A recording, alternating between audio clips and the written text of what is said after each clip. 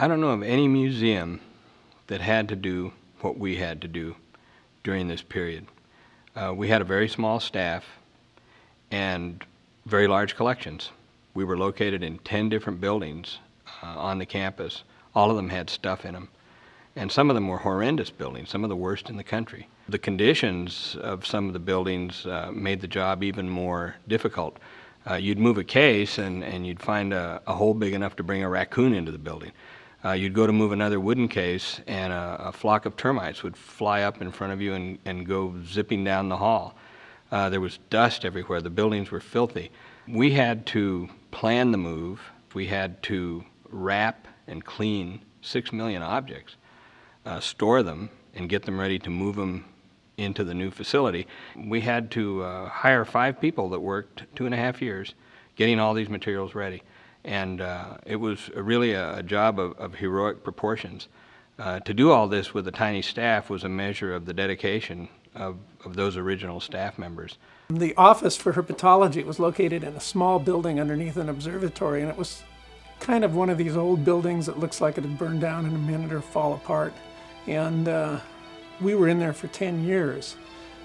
We decided to move our office as the new building became available, and we sort of moved up our move time a couple weeks so that we could actually get in here rapidly. And so my wife and I packed up all of our stuff. We got some students. We moved all of our stuff over into this building.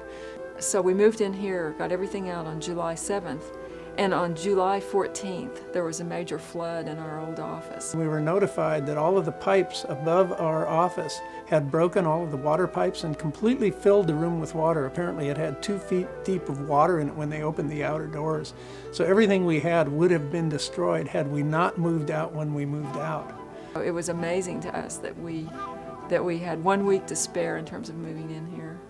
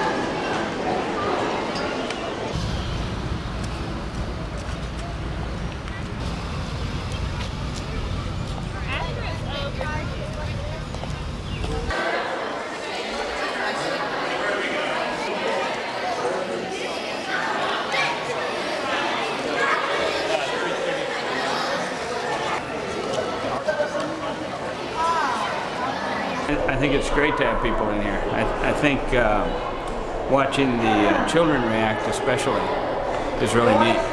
We had tested exhibits to see how people would respond to them, but until you get the public in here and really see how they do, you don't know if it's going to be successful. It's probably like having a baby, and you don't know if it's an ugly baby or a pretty baby because they always look pretty to you, but it's nice to have somebody say, gee, that's a nice looking kid you have. So. Oh.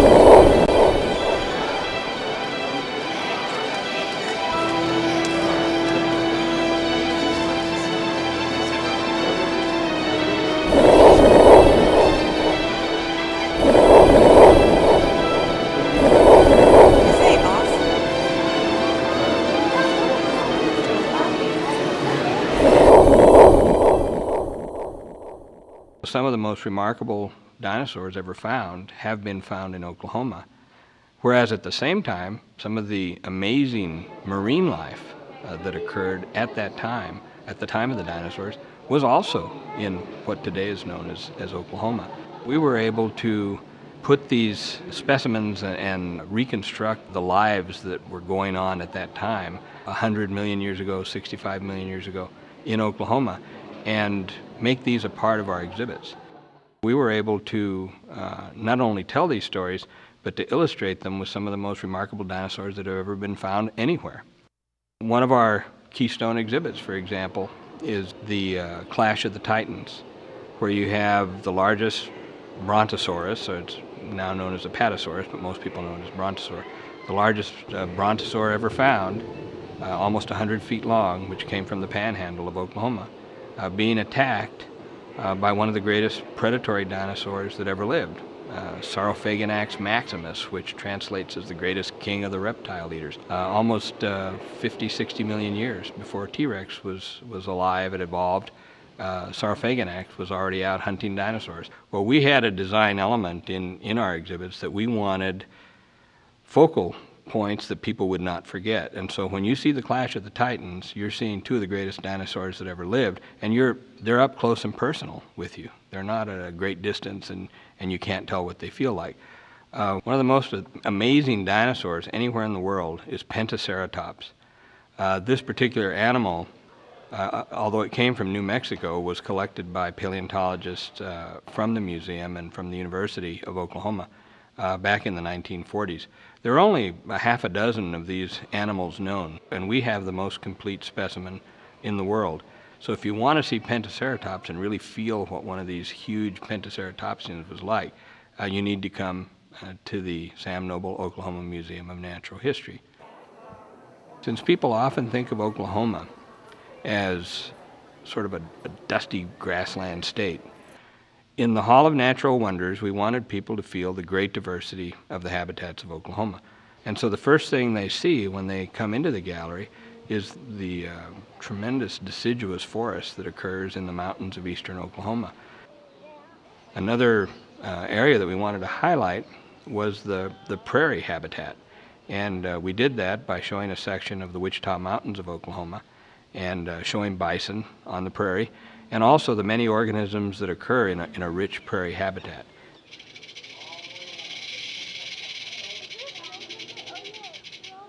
We tell the story of people in Oklahoma in the Hall of the People of Oklahoma, which begins with a handprint wall. And this handprint wall was made by asking each tribe in Oklahoma to come and select members who would put their handprints into the wall. So as one comes into the gallery and starts hearing the stories of the tribes of Oklahoma, there's a handprint within a handprint, young persons within an adults, and it's such a human characteristic, uniquely human, this very manipulative hand that we've got that can write, that can communicate. In the Hall of the People of Oklahoma, we began the exhibits with one of the very early artifacts that shows people were in Oklahoma as long ago as 30,000 years.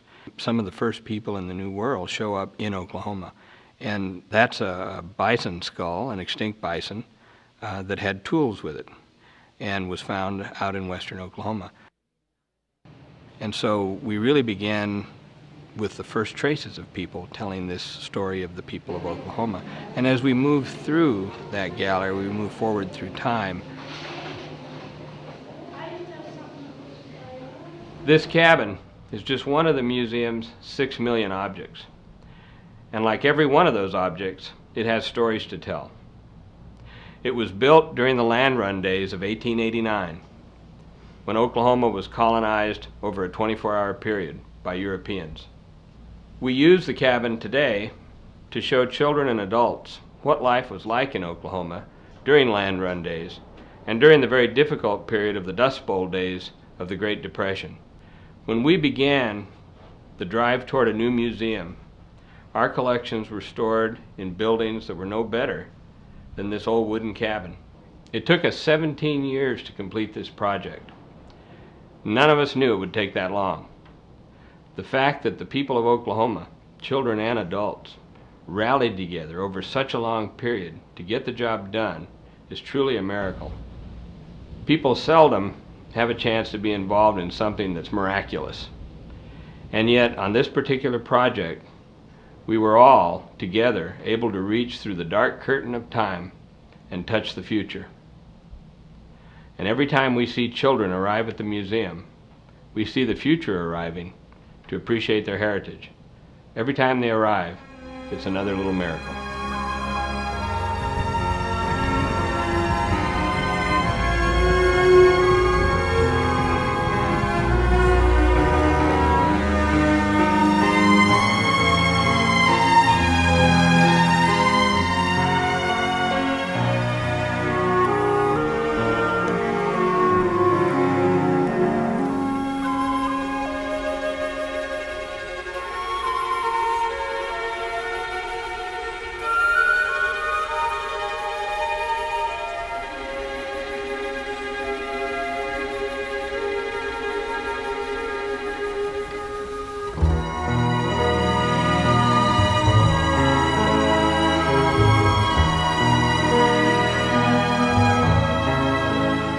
I'd like to see it closed. There was nothing wrong with the old museum. Now, it's going to be a question of, I'm going to flat sit there and tell you, I told you so, I told you.